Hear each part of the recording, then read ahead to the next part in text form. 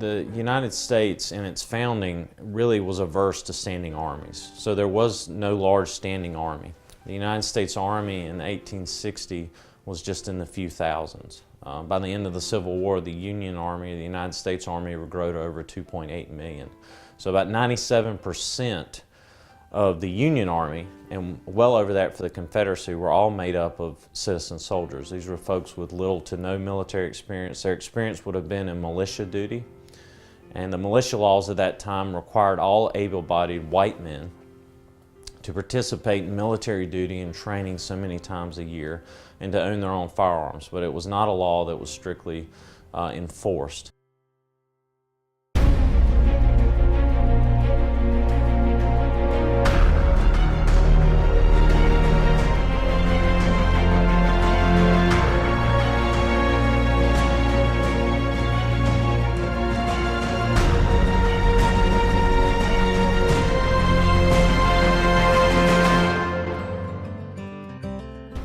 Zebulon Vance was one of those guys who's just larger than life, and they seem to spring up at moments of great historical crisis. Zebulon Baird Vance grew up somewhat middle class to poor in western North Carolina, so outside of Asheville. His father did small farming and also did some store type work.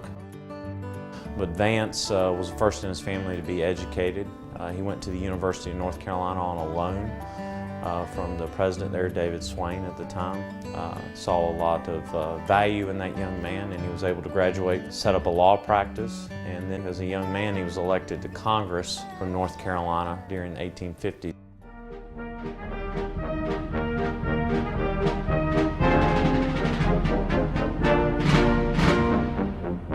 I apprehend that if all living Union soldiers were summoned to the witness stand, every one of them would testify that it was the preservation of the American Union and not the destruction of Southern slavery that induced him to volunteer at the call of his country. As for the South, it is enough to say that perhaps 80% of her armies were neither slaveholders nor had the remotest interest in the institution. Both sides fought and suffered for liberty as bequeathed by the fathers. The one for liberty in the union of the states, the other for liberty in the independence of the states. John Brown Gordon, Confederate General. So when the secession crisis of 1860 comes about, Zebulon Baird Vance is a congressman from North Carolina, and he is a Unionist. He is against the secession movement, and despite the fact that the current governor of North Carolina at the time, John Ellis, is a secessionist. So Vance is very much in the camp of, even if we have disagreements over slavery, this is not the path to resolve these issues that we have. The Union should be preserved at all costs. That all changes for many North Carolina Unionists, including Vance, with the firing on Fort Sumter.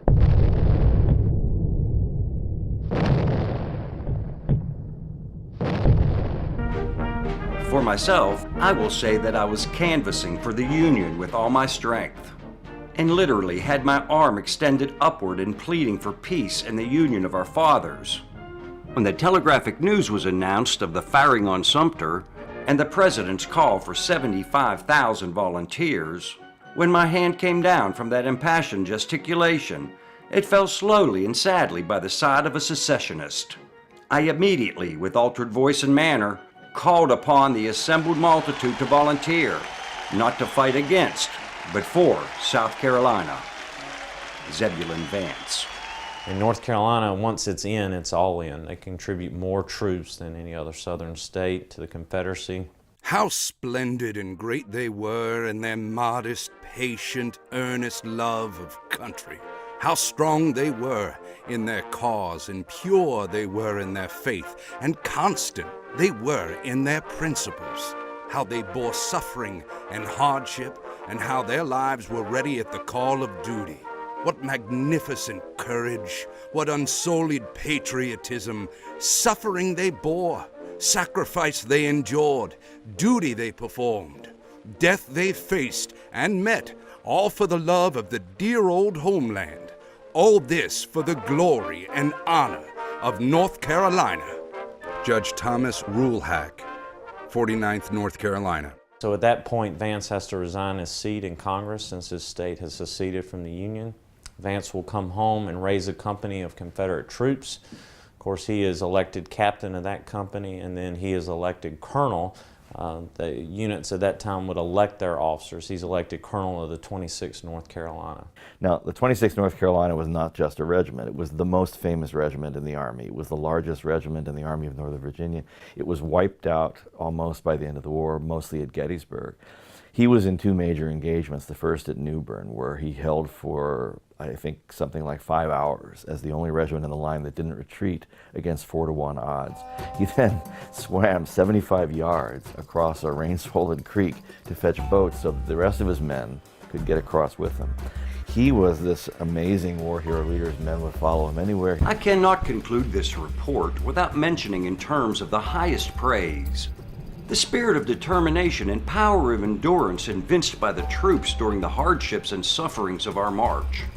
Drenched with rain, blistered feet, without sleep, many sick and wounded, almost naked, they toiled on through the day and all the weary watches of the night without murmuring, cheerfully and with subordination, evincing most thoroughly those high qualities in adversity which military men learn to value still more than courage upon the field. Zebulon Vance, Colonel, 26th North Carolina. To go from being a congressman to being the colonel of a combat regiment is not something that we would normally see anymore. But that was sort of the heyday of the citizen soldier, and in both armies, since there had been so few professional soldiers before the war, the hundreds of thousands of men who flocked to the country or the Confederacy's call were amateurs, and they had 60 or 90 days worth of drill, and they learned how to load a musket, how to march in formation, and that was about it. And their officers in many cases were simply the leading judge in the county, or someone like Vance who'd been a congressman. And so they were learning on the job. Mostly they were amateurs learning as they went, which is extraordinary. I mean, you can't imagine sending an army to Iraq or to fight on the beaches of Normandy without sort of professional soldiers who know what they're doing, getting the logistics, getting the tactics, overseeing the combat operations and the rest of it. But these guys just grabbed their rifles and went. They were an extraordinary bunch.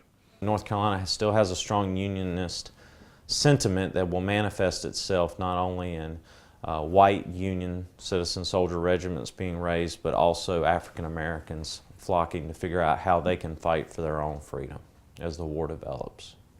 And immediately the Union Army is beset by African Americans who are running away from the plantations in North Carolina and other places to seek freedom. I mean, they understand that this is a part of this war even before it's an official part of the Union war effort, that this is the day of Jubilee, Jubilo that they would call it, that the freedom would come with these armies. New Bern, North Carolina was the largest city in North Carolina in 1860. Upon its capture in late 1862, it now becomes a beacon for those slaves seeking freedom. Contraband, you call them. Yeah, they came here to New Bern, so many until they created the Trent River settlement across the river here. It's called James City, had almost 10,000 residents there.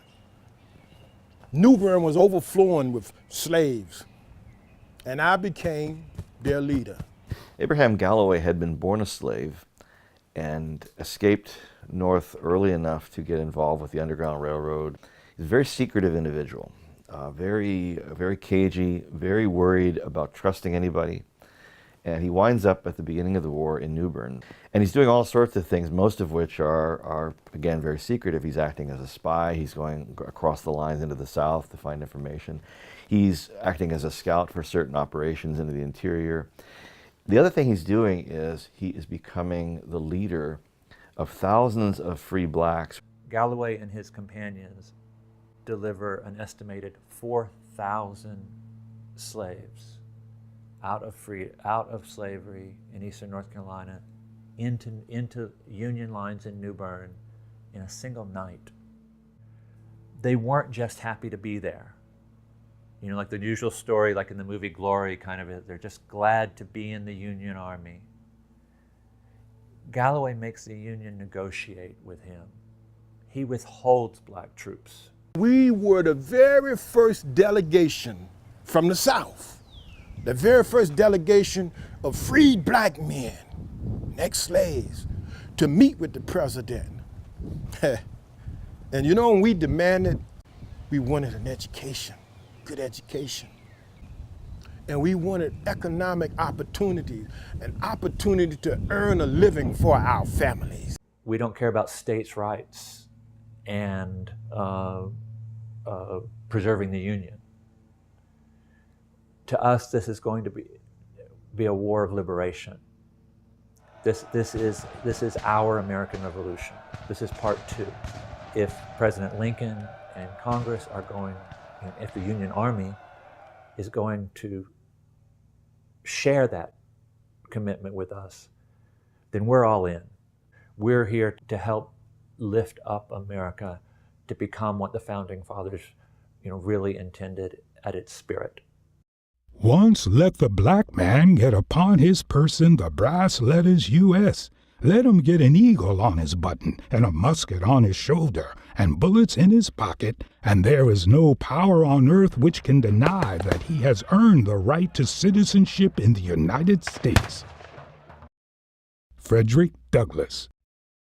He's involved in organizing some of the very first African American regiments to fight that were ex-slaves. Despite being basically illiterate, he was a commanding speaker. He was a central figure in our legislature here in North Carolina. He was a leading figure at the North Carolina Constitutional Convention in 1868. He was a brilliant man, entirely uneducated, but absolutely brilliant. I am against injustice anywhere. And injustice to a white person is injustice to a black person. Injustice to a black person is injustice to all of us. So we have to do, as President Abraham Lincoln said in his Gettysburg Address, have a new birth to freedom, and I'm glad I've been a part of it. Inexperienced soldiers on both sides of the conflict continued to fight for their own freedoms. On the home front, it fell to the women to keep the family fed and the home fires burning. However, there were some women who chose to meet the war head-on, from the battlefield. Nearly 20,000 women signed on as battlefield nurses. Future founder of the Red Cross, Clara Barton, while tending the wounds of a soldier, discovered that her soft-faced patient was in fact a woman.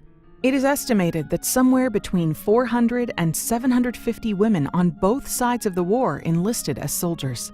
Disguised as men, women fought alongside their male counterparts, fearlessly undermining contemporary ideas of the feminine persuasion. Militarily, however, these female soldiers faced few disadvantages. Like their former civilian male counterparts, female citizen soldiers volunteered for service ignorant of army life and learned to be warriors just like the men. These women soldiers went to war strictly by choice, knowing the risks involved. Their reasons for doing so varied greatly, but by all accounts, women joined the fight for the same reasons as men. Chief among them, patriotism, a vehement belief in the cause, for glory and adventure, and to earn a paycheck. Sarah Edmonds wrote in 1865, I could only thank God that I was free and I could go forward and work, and I was not obliged to stay at home and weep. Still others joined the war effort to be by the side of their loved ones. Disguised as a man, Sarah Melinda Blaylock, aka Sam Blaylock, joined the ranks of the Confederate Army along with her husband, Keith. Serving in the 26th North Carolina, Sam was successful in her deception until she herself revealed it to her commanding officer, Colonel Zebulon Vance. Assistant Surgeon Underwood of the 26th North Carolina wrote, Her disguise was never penetrated. She drilled and did the duties of a soldier as any other member of the company. And she was very adept at learning the manual and drill. Another notable woman to join her husband in defense of the country was Marie Tepe, who served as a vivandière. These uniformed women were generally officers' wives or daughters attached to regiments as canteen keepers. They sold drinks and provided support to wounded soldiers in the camps and on the battlefield. often to great personal risk. Still other women served the war effort as spies and scouts on both sides of the conflict. While the military service of women affected neither the outcome of campaigns or battles, nor did their service alter the course of the war, women citizen soldiers were remarkable in the fact that they were there, and their actions and sacrifice flew in the face of then current norms and expectations. Perhaps the most notable of all the women who served was Mary Walker, a physician, army surgeon, and dress reformer. When the Civil War broke out, she left her medical practice, went to the front, and served the Union Army. To her peril, she often traveled where shots and shells were flying to aid wounded soldiers. Her bravery and self-sacrificing service to the Army were later recognized. A true pioneer of women's reform, Ms. Walker was the only woman to serve as Assistant Army Surgeon. She was the first woman officer ever exchanged as a prisoner of war for a man of her rank, and the only woman, to date, to receive the Medal of Honor.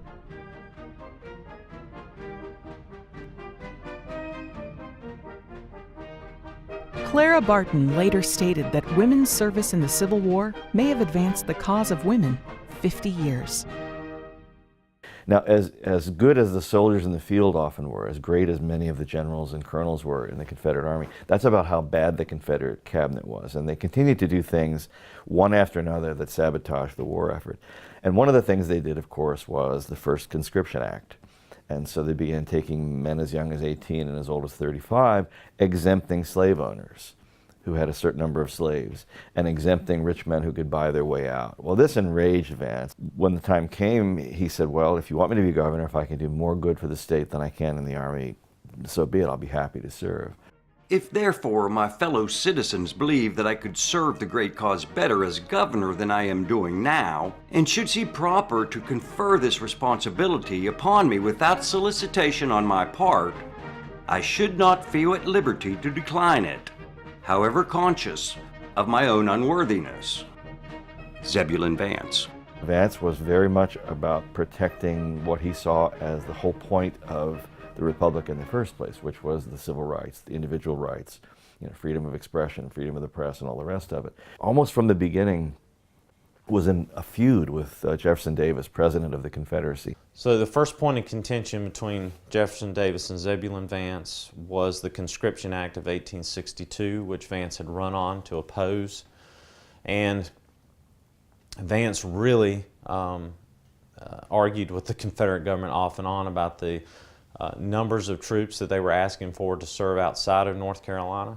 And this was fueled by the constant threat that North Carolina was under, especially from the eastern part of the state. Vance himself, throughout the war, was ready to make peace with honor, he said. He did not feel that they necessarily had to win on the battlefield, but he felt that if North Carolina could get a peace it could live with, he was in favor of reunification. And this again put him at great odds with Jefferson Davis, who even at the end of the war, when Richmond had fallen and the government was now in Greensboro in a railroad car, was trying to tell people they were going to raise another army and keep on fighting, and his own generals thought he was going insane. Vance clearly had the inside track and in fact tried to make a separate peace with Sherman as Sherman marched up to the Carolinas, but there was a delay in getting his overtures into Sherman's lines, and by then Raleigh had fallen and the end was coming too quickly, and events sort of outpaced him.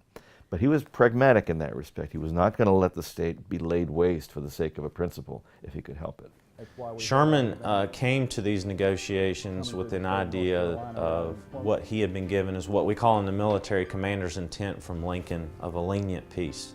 Lincoln held a conference up at Hampton Roads, Virginia with both Grant and Sherman in early April of 1865 before his assassination. And it is documented there that he gave his guidance to both Grant and Sherman as to the way he saw the end of the Civil War occurring. And much like his 1864 inaugural address, was with malice towards none. Very well then. That was the intent that Sherman took away certainly from that, and it influenced his negotiations here. People forget the big scope of things. Lee only surrendered the Army of Northern Virginia. Johnston effectively has control, not here in North Carolina, but under the command he's been given it. upwards of 89,000 Confederate troops that are still in the field and present a considerable resistance, if they could be, to the Union and their ultimate victory. In the event that we reach terms today, General, I have the authority to surrender those troops to you. So Sherman has offered generous terms, but there is a critical event that influences these negotiations. Sherman is very concerned about how this is going to be perceived, and the political climate changes in Washington. So what he has submitted on the 18th of 1865, the first set of negotiations here, is deemed now unacceptable to the government. And Johnston and Sherman meet here again on April 26 and come up with a set of negotiated surrender for those 89,000 troops that is very, very similar, if not almost verbatim, to what Grant offered Lee at Appomattox. And so Johnston, really seeing no other course to continue the war, signs that document and decides to go ahead and effect the largest surrender of the Civil War. What comes out of that is an example of having more in common as Americans than separates us, is that these two soldiers become somewhat close and keep corresponding with each other after the negotiations here. They had fought on many battlefields up to this point, so they'd obviously, as soldiers, earned a great deal of respect to each other. And I think the great symbol of that, in terms of the relationship that they had, is the Unity Monument out there, with one column meant to represent the North, the other column the South, and then the tie-in, the top, with the word unity across it, bringing the country back together, which was certainly a theme in the early 20th century in America. And that was certainly a theme that white Southern and Northern Americans were still progressing towards, but there was still the promise of full citizenship for African Americans that was still being sought. But that's what special about Bennett Place, is it actually effectively ended the Civil War. And my tours in Iraq as a Army National Guardsman, you know, Iraqis are a culture who remember things long period. I think America is a culture that is very much forward-looking. Americans tend to forget their history rather quickly, whereas in other places of the world they do not. And so I did try to use the American Civil War as an example to the Iraqis as a way that they could overcome their differences. And one meeting I was having with a sheik, and I pointed to one of my African American soldiers and I said, that guy, and then I said, this other guy over here who's originally from the North. I said, now you imagine 150 years ago, my ancestors were slaveholders who fought in the South against this guy's ancestors, and then owned and then fought to keep slavery in a conflict. I said, and 150 years later, we're all serving in the same army for the same common purpose. And that was something I tried to use from our history to illustrate that maybe they could use it as an example to get past all the division and strife that they have with their own history.